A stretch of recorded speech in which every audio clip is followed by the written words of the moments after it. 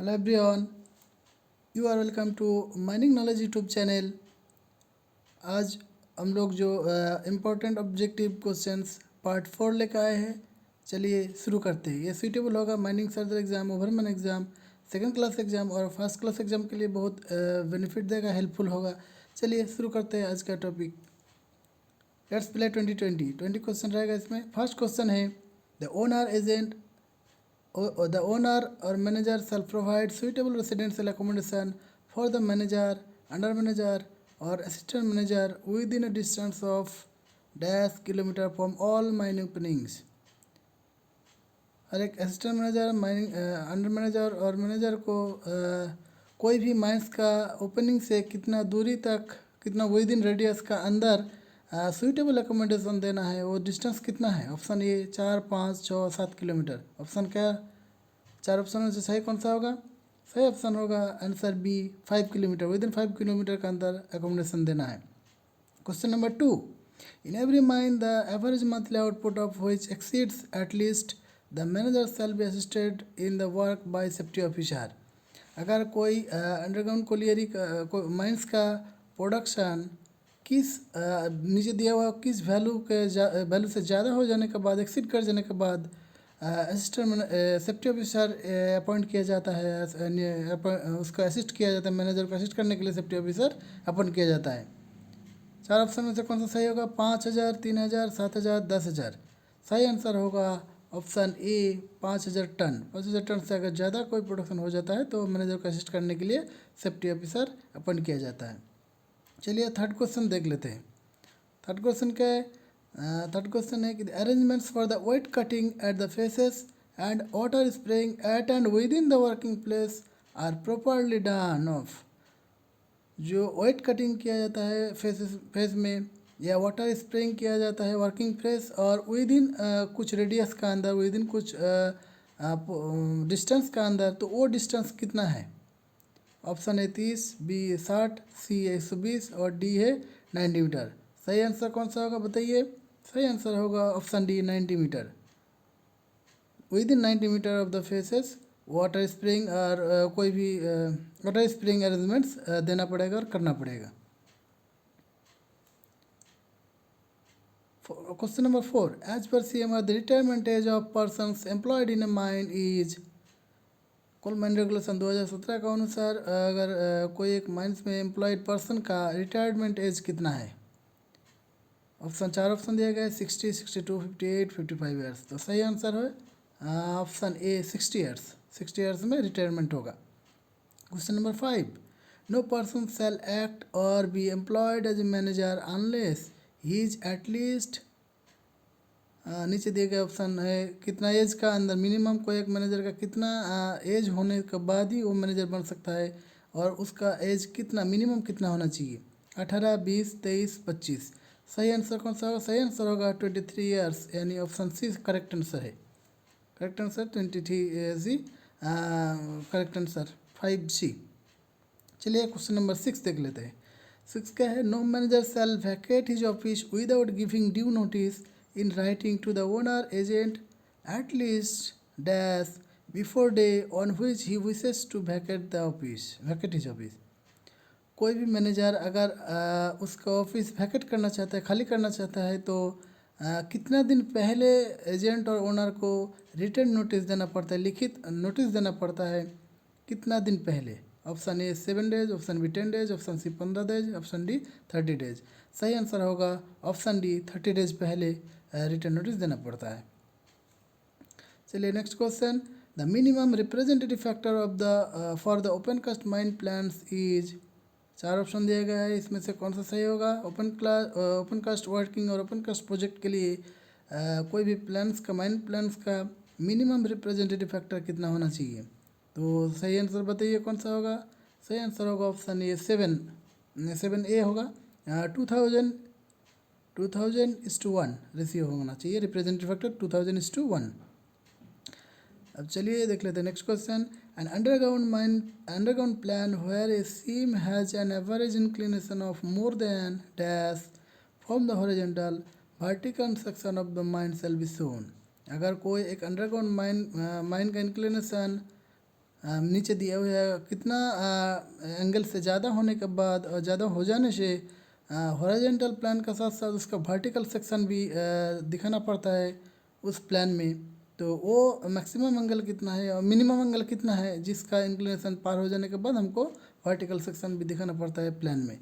तो option A है 15 degree, option B है 30 डिग्री, सी है 45 डिग्री और डी दिया गया है 60 डिग्री। तो सही आंसर कौन सा होगा? सही आंसर होगा 8 आपका बी 30 डिग्री। चलिए नेक्स्ट देख लेते हैं। The representative value of ventilation plan is RF factor या रिप्रेजेंटेटिव फैक्टर वेंटिलेशन प्लान के लिए नीचे दिए गए कौन सा स्केल यूज किया जाता है? रिप्रेजेंटेटिव फैक्टर 2000:1, 12:1, 24:1 और 15:1। 9 आंसर है आपका ऑप्शन बी होगा, बी 12:1। 12:1 रिप्रेजेंटेटिव फैक्टर होगा वेंटिलेशन प्लान के लिए। अब चलिए question number 10। The spot levels in the plan shall be at points not more than dash apart. Spot plan में जो पॉइंट्स दिखाया जाता है, पॉइंट शो किया जाता है, उसका डिस्टेंस किससे दूरी नहीं होना चाहिए, उससे कम होना चाहिए। कितना डिस्टेंस? 100, 150, 200, 300। सही आंसर बताइए। सही आंसर होगा आपका 150 मीटर, ऑप्शन बी। 150 मीटर से ज़्यादा नहीं होना चाहिए, उससे कम होना चाहिए। चलिए देख लेते 11 नंबर क्वेश्चन। क्वेश्चन नंबर 11 क्या है? The plans required to show all features both above and below ground of all adjacent mines as are situated within। कोई प्लान्स कोई भी माइंस का प्लान शो करने के लिए ऑल फीचर्स अंडरग्राउंड हो या ओपन का बिलो सरफेस और सरफेस दोनों का एडजेसेंट माइंस का सब फीचर्स दिखाना पड़ता है। कितना दूरी तक, कितना दूरी रेडियस तक और कितना दूरी तक दिखाना पड़ता है। ऑप्शन ए 30, ऑप्शन बी 60, 75 और ऑप्शन डी दिया गया है आपको 100 मीटर। सही आंसर कौन सा होगा? सही आंसर होगा within 60 metre, within 60 metre, option B. Question number 12। Offset plan shall be maintained on scale having representative factor of. Offset plan जो बनाया जाता है तो ऑफसेट प्लान का रिप्रेजेंटेटिव फैक्टर कितना होना चाहिए? कितना ऑफसेट प्लान का कितना रिप्रेजेंटेटिव फैक्टर होना चाहिए? ऑप्शन 1000:1, 500:1, 1200:1, 5000:1। सही आंसर होगा option B 500:1। Next question. The representative factor of the dust plan. Dust plan का रिप्रेजेंटेटिव फैक्टर कितना होना चाहिए? डस्ट प्लान का रिप्रेजेंटेटिव फैक्टर इसमें दिया है 2000:1, 1200:1, 24:1, 15:1। सही आंसर है ऑप्शन सी 24:1 रिप्रेजेंटेटिव फैक्टर। चलिए next. The representative factor of the water danger plan. Water danger plan का जो रिप्रेजेंटेटिव फैक्टर होता है वो कितना है? नीचे दिया गया चारों ऑप्शन है। चारों ऑप्शन में से सही ऑप्शन है 12:1। 12:1 होगा आपका चारों ऑप्शन में से। अब चलिए 15। क्वेश्चन नंबर 15 क्या है? The warning line shell be shown in the plan with in a distance of. कितना डिस्टेंस में? Of any body of water. कोई भी वाटर बॉडी का विद इन कितना डिस्टेंस का अंदर वार्निंग लाइन दिखाया जाता है कोई एक प्लान में, वाटर डेंजर प्लान में कितना दूरी तक डिस्टेंस तक दिखाया जाता है। तो वो सही आंसर होगा आपका 120 मीटर। 120 मीटर तक distance, within 120 metre distance में अगर पहुंच जाता है वाटर बॉडी का तब वार्निंग लाइन दिखाया जाता है। चलिए question number 16। The representative factor of geological plan. Geological plan का रिप्रेजेंटेटिव फैक्टर कौन सा होगा? चार ऑप्शन दिए गए, इसमें से सही आंसर होगा 5000:1। जियोलॉजिकल प्लान का रिप्रेजेंटेटिव फैक्टर और स्केल है 5000:1। Question number 17। The plans maintained shall show surface contour lines drawn at vertical intervals not exceeding। जो सरफेस कंटूर्स लाइन दिखाया जाता है कोई प्लान मेंटेन करने के लिए तो सरफेस कंटूर लाइंस का इंटरवल किससे एक्सीड नहीं करना चाहिए, उससे कम होना चाहिए। वो इंटरवल्स कितना है? इंटरवल्स पूछा गया है इसमें आपको, तो इंटरवल्स है 5 मीटर्स। नेक्स्ट क्वेश्चन है। The statutory restriction line shell be shown in the plan with in A distance of any water body. Statutory restriction line किस दूरी तक वाटर बॉडी का किस डिस्टेंस तक जाने के बाद स्टैट्यूटरी रिस्ट्रिक्शन लाइन शो करना पड़ता है कोई एक प्लान में। तो इसका आंसर है 60 मीटर। विद इन 60 मीटर जब कोई वाटर बॉडी का पास में पहुंच जाता है, विद इन 60 मीटर डिस्टेंस में पहुंच जाता है, तब स्टैट्यूटरी रिस्ट्रिक्शन लाइन शो करना पड़ता है। चलिए question number 19, where the shaft is more than dash in depth, the arrangements for persons to descend or ascend is by mechanical means। कोई एक shaft के थ्रू जब आदमी जाना ना करता है तब कितना डेप्थ हो जाने के बाद मैकेनिकल मीन्स आदमी को जनाने का व्यवस्था या अरेंजमेंट करना पड़ेगा। कितना डेप्थ हो जाने के बाद, सेफ्ट का कितना डेप्थ, मिनिमम डेप्थ हो जाने के बाद उनको मैकेनिकल मीन्स और मैकेनिकल अरेंजमेंट देना पड़ता है। वो डिस्टेंस कितना है? वो डिस्टेंस है 30 मीटर डेप्थ।